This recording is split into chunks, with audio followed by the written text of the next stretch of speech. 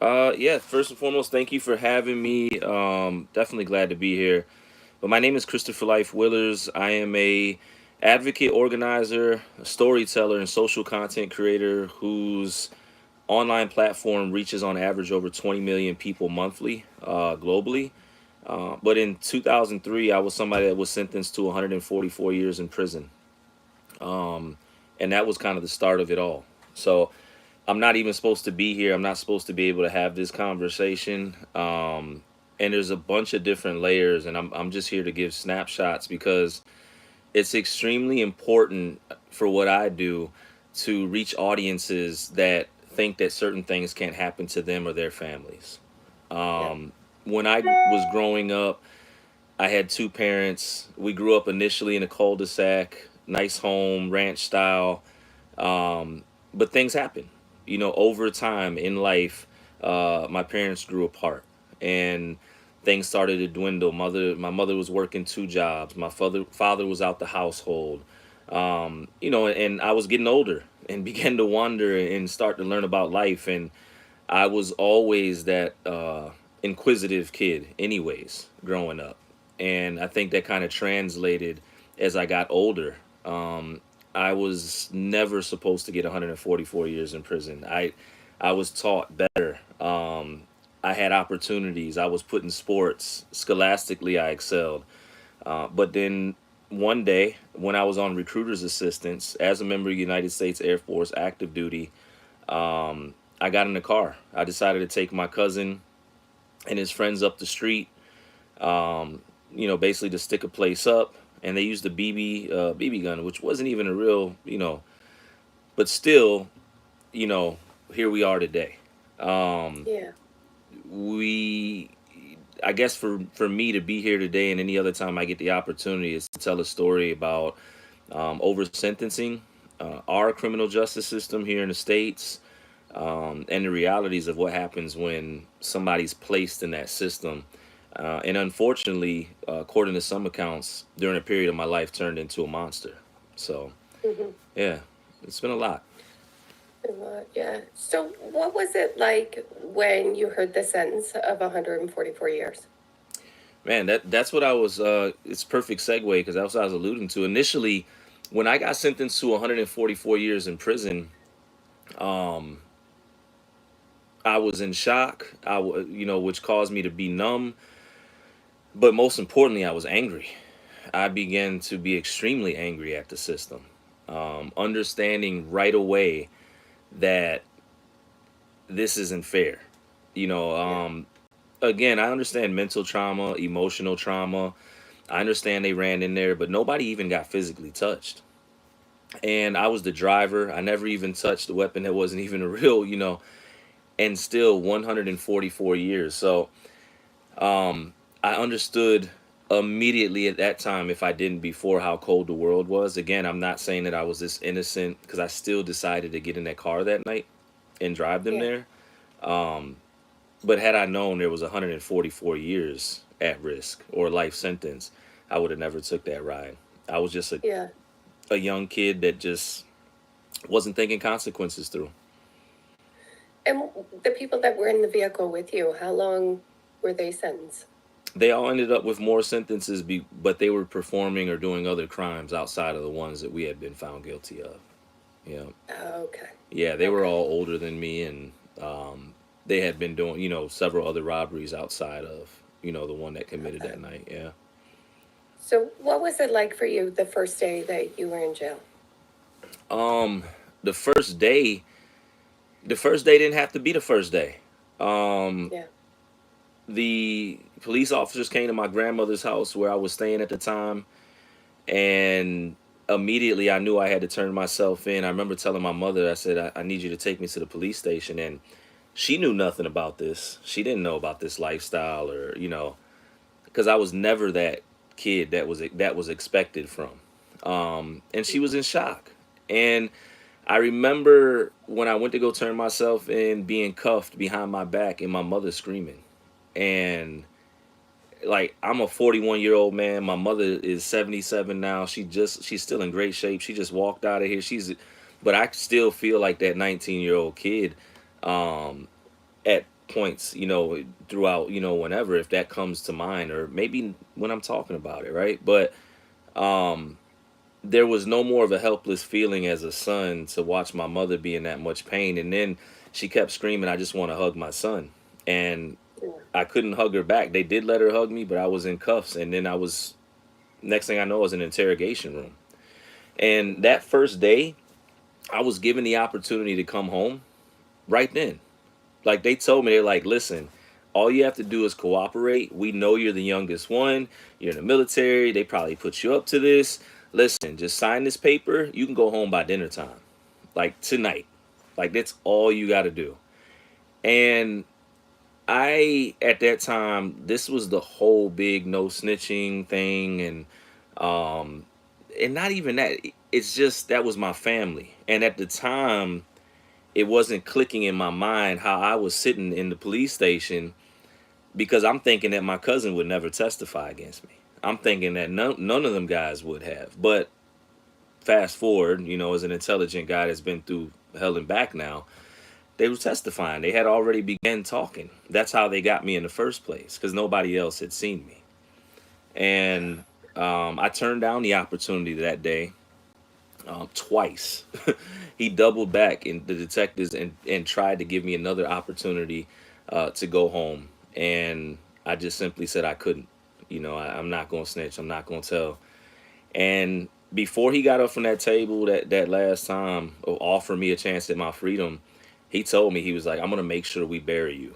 Like, we're going to make sure you get a life sentence now. And again, not saying that what I was a part of was not horrible, right? It's terrifying as now to think that somebody could run into a restaurant I'm eating at and stick the place up with a water gun. It doesn't, whether it's real or fake, but still, to have that type of pressure and just thrown at me like I was a menace to society, which eventually I was labeled in the courtroom as.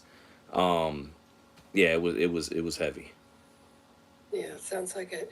So, what kind of prison were you in then?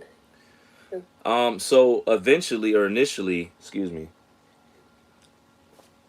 I was placed in Rappahannock Regional Jail, which is just, that's customary. You start off at jail, but once I went through court, once I went through sentencing, I was sent straight to a maximum security prison, a level 4 Sussex 2 state prison. Um, I had never thought for 1 second out what prison really was. You know, jail was easier than prison because jail, you're still near your house, you're still in your city. You might know some people, and it's just easier. In prison, nobody cares about none of that. As soon as you get there, you got to prove yourself. And for me, I went to a maximum security as a 19-year-old, well, now 20. Um, Over 70% of the prison had life sentences. Um, I'm the young kid, the light skinned kid with hair. Like and I'm not gonna say, like, everybody gets tested in different ways, and it was real. Like my first 72 hours, I walked over somebody that had got harmed very badly. Seen two other gentlemen assault each other viciously, and I just knew I was there. And it wasn't too long after that I was in my first physical altercation. Yeah. What is the hierarchy like for prisoners in prison? I know you see a lot on TV about different gangs and stuff like that. Can you speak to that for me? Yeah, it depends. It depends on the state over here, right? Where I was at, believe it or not, politics could have been avoided as far as like prison hierarchy. But in some states, automatically by race, etc., you have to get down with a car. You have to be a part of a group, a clique. But ultimately, it's money that makes things move in prison. If you got money or you have the ability, you got influence, you can make things happen. That's what's gonna get you to the top of the food chain. Mm-hmm. If you're somebody that doesn't stick up for themselves, if you're somebody that doesn't want to fight, whatever it is, you're in for a long day. You know, Yeah. and you may be So, what was victimized. it? Sorry, go ahead. No, I said you may be victimized the whole way through. Yeah. True. So, what was it like as the years started to pass by? Because 16 years, 11 months is a significant amount of time.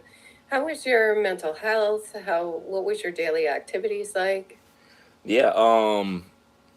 Mental health was nowhere. Mental health was totally absolute. Over the years, it began to dwindle. Yeah, I watched friends of mine lose their life, days before going home. I had a friend walk into solitary confinement and take his own life. I had seen some really bad things. Um, and when you're in that environment, also having to defend yourself or be in physical altercations, locked in a cell, all these different things, they have an impact on your mind. And the trauma that's inside a prison that you endure in prison is it's so unique because it's the closest thing to actual warfare, you know, yeah, if it isn't in certain moments. And my mental health not only dwindled excessively, even though I got good at hiding it in an environment, which isn't hard because everybody else's mental health is failing them. Um, but when I came home, that's when I really felt the aftershocks. Like once I was okay, outside of that environment. yeah. What was your daily routine like when you were in prison? What did you do to keep busy? Um, my daily routine consisted of really what a lot of guys I think that are trying to get home consisted of. I always kept a job. Um, Started off with just kind of like kitchen jobs, stuff like that. But over time, I was able to get the better jobs in prison, like inmate advisor, where I was defending guys as when individuals when they caught cases in the institution. Jobs working with the counselors, etc. Always worked out, no matter what. I made time. I made sure I went and lift weights, ran, and that was more for my mind, just to keep going, and also knowing that I was getting older than in that environment and wanting to keep myself somewhat in shape. Um, and reading was always on the top of the list. And then other than that, it might sound crazy, but it was always just trying to advance, get something done for me and my people, get us in a better situation, and trying to stay alive. That's it. Yeah, That's all prison really is. Well, it was for me. yeah. So, at what point in your sentence did you find out that there was some hope that you may get out early? I didn't get out early. The entire sentence was 144 years, all suspended, but 19 years. So at 19, I was given 19 years to do, and I Okay. knew I had to do 85% of that to get home. Oh, Um, okay. so I ended up doing 16 years, 11 months. The crazy part is that you don't know if you're going to make it through a year or a month or a day because of the environment. So that was another part of the mental trauma, knowing that I did have a release date. A lot of people I knew in that environment didn't, but yet and still there's no guarantee that I'm going to survive to get out the door. Yeah, You know? yeah. So, what was it like the first day that you got out? And first day I got out, um, there's a video on my social media on my TikTok page, like the top right corner, and it's literally me walking out the prison, and my family's happy. I came home married. I got married while I was in prison. My mother's there, my cousin, my uncle. I always had good support, people in my corner, but I was stoned. I was out of there. My face was twitching. Um I was in a different place because again, I'm in an environment where constantly not only was I under the stress of making sure I could survive, I was trying to make sure my people in there could survive. I had Mhm. people that they I don't want to say they were following me, but I was looked at as a leader in that environment. So when I came home, first and foremost, I was still stuck in that mode. Physically, I Yeah, was outside the gates, but mentally, I was still in there. And I remember our first stop. We were on our way to the DMV because I was going to get see what it was going to cost for me to get my license back. And we stopped at McDonald's to get a coffee real quick. Nothing big, blah blah. And my family ordered. We were at the digital touchscreen, digital menu, and they ordered, and then they ran off to go wash their hands. They were all excited, and my wife's like, "Go ahead and order." I never used a digital ordering, nothing. I never did a touch screen. We had JPay devices in prison, but nothing like this. And I froze. I got froze, and luckily, somebody came. They're like, "Oh, touch this," and we got it right. But immediately, that was the anxiety that I would carry with me Yeah. for at least a year or two. These new experiences that were old to others that would cause me to be nervous, and it caused a lot of stress. But that first day was crazy. Yeah, that feeling. Yeah. Mhm. So how did life go after that? Like you would just be driving down the street and everything would be totally different. Was there something that really stuck out to you that had drastically changed aside from technology? Um, I came home January 13th, 2020, after 17 years of prison, which marks about 2 months before the pandemic hit. So, Oh, okay. yeah, so anybody that did long term incarceration that came home in 2020, I feel like, I'm sorry, I feel like they should get an award. Nobody talks about this percentage of people and the amount of trauma that incarcerated individuals came home and faced during the pandemic. Um, the whole world was upside down. I was supposed to be able to find stable footing, and nobody knew if tomorrow was going to exist. My probation officer was telling me get a job, and they were closing everything. You know, Yeah. so the whole world had changed. But already people were. It seemed to me that people were angrier and more agitated out here than in prison, which is crazy. And the Mm-hmm. world just seems more violent and volatile, and that's saying a lot from somebody that spent 17 years in some bad places. Yeah. Just back up a little bit. Were you in the same prison the entire time? No, no, I was moved around. I was in that prison, excuse me, in that prison twice.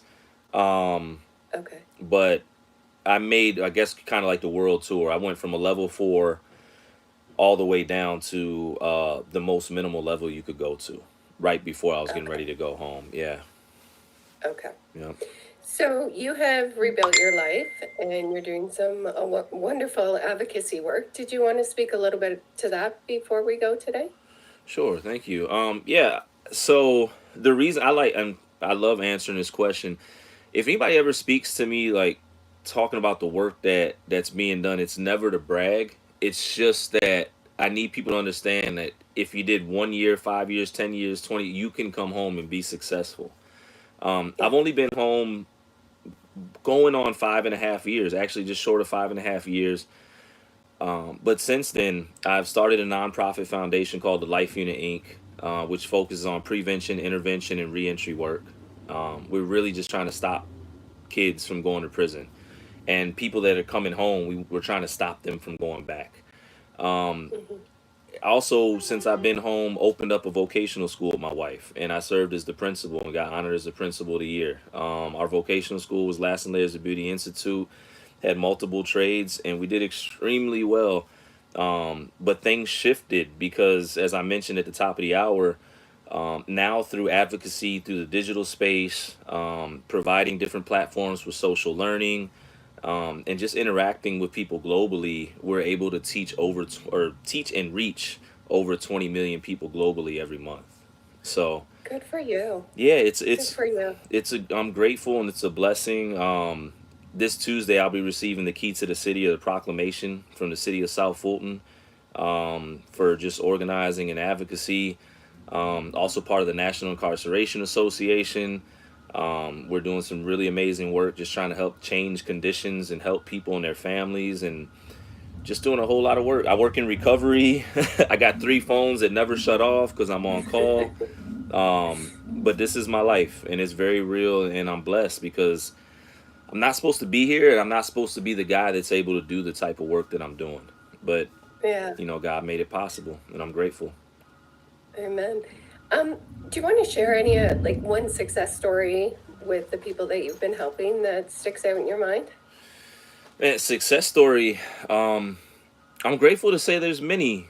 There's many, but I would say social media is a success story Yeah. because every day I can get up here and I can put out a piece of content, a part of my trauma, a part of the past, and it can help others process their trauma. And one of the most like amazing things about what's going on with the message is it's starting to transcend prison and mental health and addiction. And now, just yesterday, I had a mother that's battling cancer. She knows nothing about prison, but she's saying, "I've seen your story. You fought through that. I'm fighting through this." And that's what it's about. Yeah. It's knowing that you can wake up and you can inspire somebody, whether you ever get to see their face in person, whether you've been to their country. um, that's the success stories for me, just knowing I can help somebody want to go forward, and keep doing that. That's a beautiful way to put it. Um, do you have any final thoughts or anything else that you would like to share before we go? And final thoughts, a message that I feel is relevant to everyone, but a lesson that I learned while I was in prison is that if anybody's hearing this or seeing this interview, is to understand the value of your time. Time is the most valuable thing you will ever have. If you just spent 2 minutes watching this, that's 2 minutes you'll never have back. And I respect your time. I know, Lord, that's why we're trying to just have good conversation. But be mindful how you spend your time, who you spend your time with, and be mindful of those people that respect your time. It'll help better shape your path going forward if you look at things in that perspective, man. I promise you. That's awesome. Well, thank you again for taking the time to meet with me, and thank you for all the incredible work that you're doing. You have a very powerful story, and it was an honor to hear it today. Thank you for having me. I really appreciate it. Take care.